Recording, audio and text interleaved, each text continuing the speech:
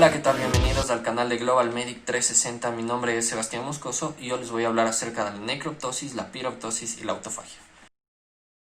La necroptosis es una forma híbrida de muerte celular que desde el punto de vista morfológico y bioquímico comparte similitud con la necrosis debido a la pérdida de ATP, generación de especies reactivas de oxígeno, liberación de enzimas lisosómicas y como consecuencia la rotura de la membrana plasmática. Desde un punto de vista mecanicista, tiene similitud con la apoptosis, por la participación de los receptores 1 del TNF y por ciertas vías de transducción de señales con las que tiene similitud. Sin embargo, una diferencia importante es que en la necroptosis no se produce la activación de las enzimas caspasas, algo que sí sucede en la apoptosis. Por ello, la necroptosis puede ser llamada como necrosis programada o como apoptosis independiente de caspasas. El proceso de la necroptosis tiene mucho que ver, o es muy similar, mejor dicho, a la vía extrínseca de la apoptosis, en donde hay la participación del receptor 1 del TNF, pero va a haber la participación de estas sinasas asociadas a receptores que va a ser el RIP1 y el RIP3. El proceso comienza de la siguiente manera. El factor de necrosis tumoral se une a su receptor 1, lo cual desencadena en el reclutamiento del RIP1, de esta sinasa asociada a receptores, formando un complejo entre este TNF receptor 1 y RIP1, que se denomina como complejo RIP1.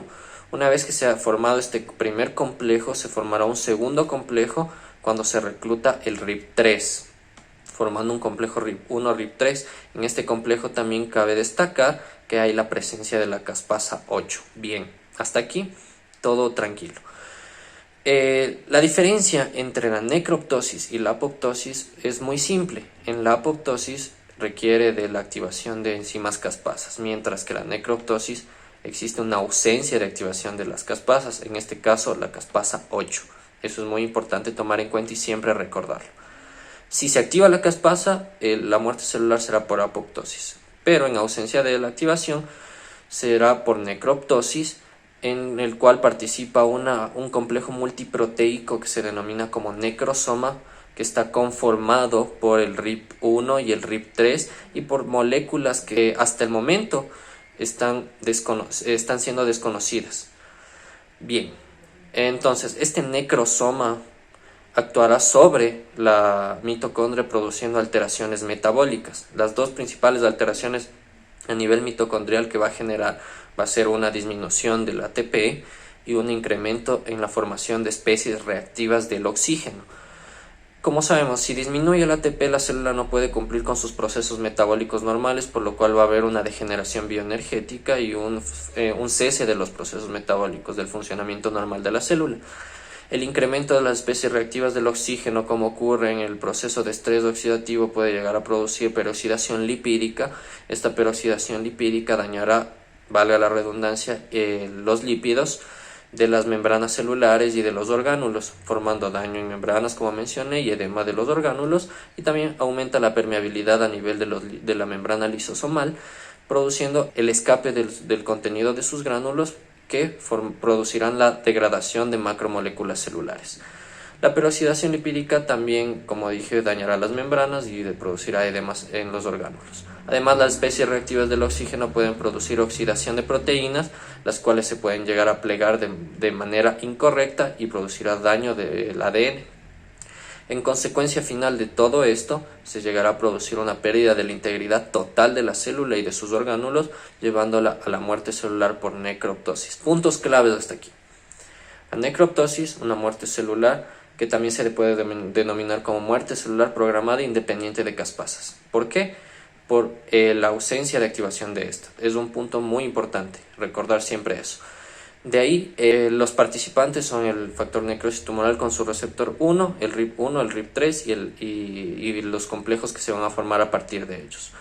Las consecuencias finales importantes para destacar, la disminución del ATP y el incremento de las especies reactivas del oxígeno. Ahora vamos a hablar de otra forma de muerte celular, que va a ser la piroptosis. Piroptosis es una forma de muerte celular caracterizada por la liberación de interleucina 1. La interleucina 1 es una citocina proinflamatoria que produce fiebre. Esta citosina es activada por la caspasa 1.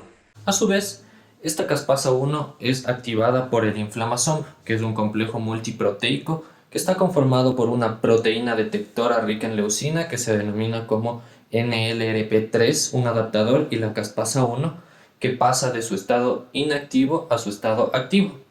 Al inflamasoma llegan señales de los receptores NOD, que detectan varios productos como aquellos provenientes de células necrosadas, ejemplo ácido úrico o ATP liberado. Igualmente pueden detectar trastornos iónicos como la disminución de potasio y productos microbianos. Todo esto produce que se envíe la señal al inflamasoma para que pueda activar a la caspasa 1. La piroptosis tiene semejanzas bioquímicas con la apoptosis. Tiene lugar lo importante de que hay que tomar en cuenta es que esta piroptosis tiene lugar en células que han sido infectadas por microbios. La caspasa 1 es una enzima que también se denomina como conversora de la interleucina 1 beta, que es la forma inactiva de la interleucina 1. Y la caspasa 11 está relacionada de forma muy estrecha con la 1, por eso su presencia es muy importante.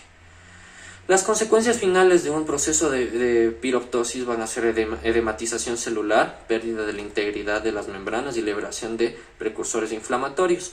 También esta piroptosis puede ser un mecanismo de defensa de la célula contra microbios invasores, específicamente aquellos que se han alojado a nivel del citosol. Los destruyen las proteínas de estos microbios y liberan mayor cantidad de interleucina 1. Entonces, igualmente, puntos claves de la piroptosis a tomar en cuenta.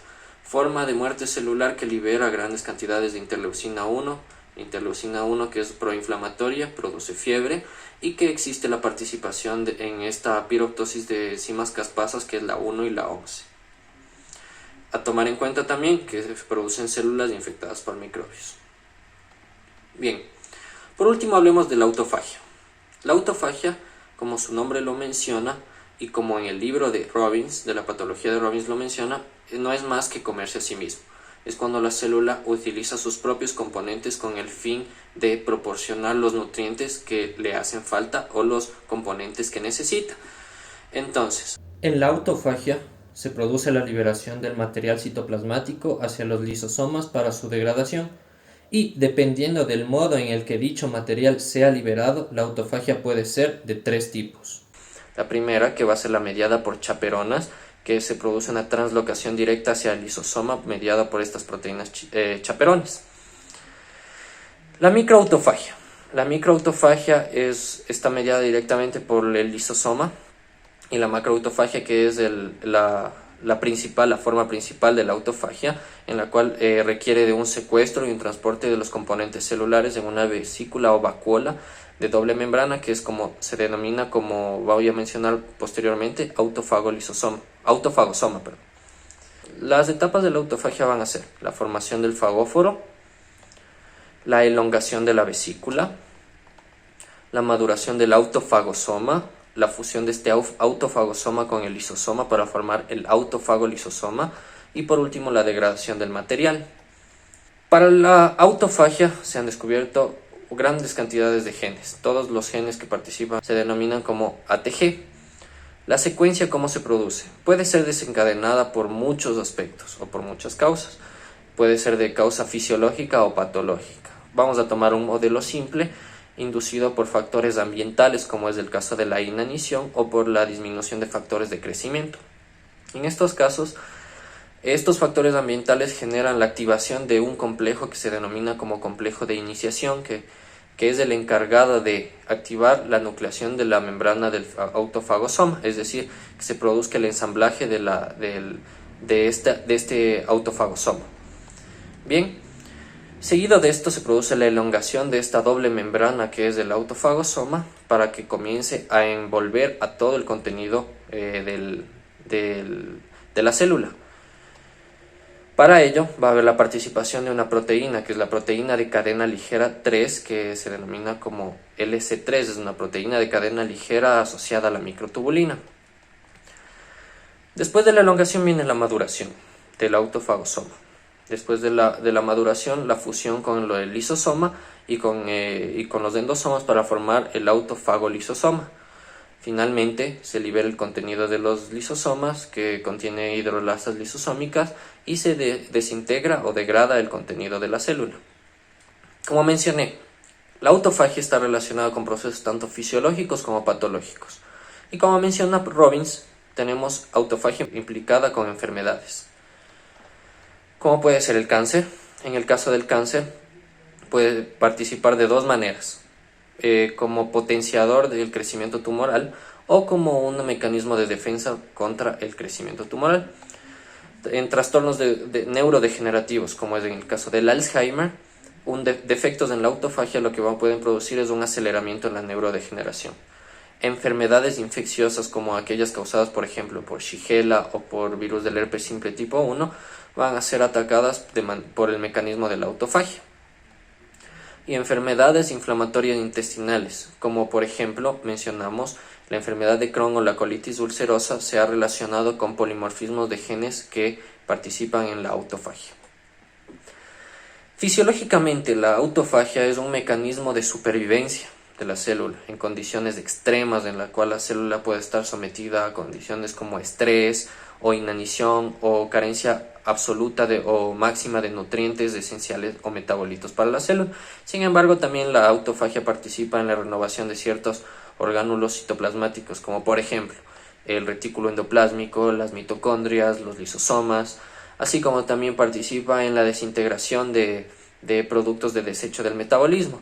También en condiciones patológicas como acumulación de material citoplasmático en la célula, también en envejecimiento celular, la autofagia desintegra o degrada estos material acumulado en la célula. Entonces la autofagia participa tanto en procesos fisiológicos como patológicos.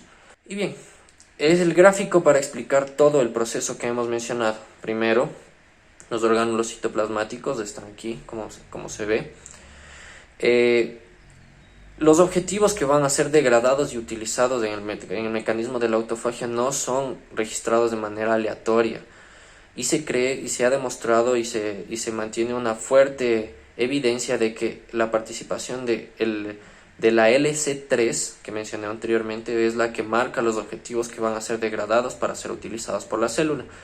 Entonces, todo comienza con el complejo de iniciación, que potencia el ensamblaje del complejo de nucleación para la formación de la doble membrana, que es la vacuola o la vesícula que va a formarse del autofagosoma en el proceso denominado iniciación. Por la participación de la misma LC3 se va a comenzar a producir la elongación, en donde se alarga esta membrana enrollando, envolviendo el contenido citoplasmático de la célula hasta formar un autofagosoma maduro, rodeando completamente el contenido de la célula, tanto orgánulos citoplasmáticos como metabolitos, etc. Bien, una vez que se ha madurado el autofagosoma, se fusiona con un lisosoma y con los endosomas, formando un autofagolisosoma en donde van a ser liberadas las hidrolasas lisosómicas encargadas de la digestión o degradación del contenido del autofagosoma. Por último, se produce el reciclado de los metabolitos y la degradación total de los mismos. Bien, con eso hemos terminado los temas de ahora. Hablamos de necroptosis, piroptosis y autofagia. Cualquier duda, cualquier inquietud pueden dejarla en la caja de comentarios, y ha sido un gusto para mí compartir estos temas con ustedes. Conmigo, hasta la próxima. Chao.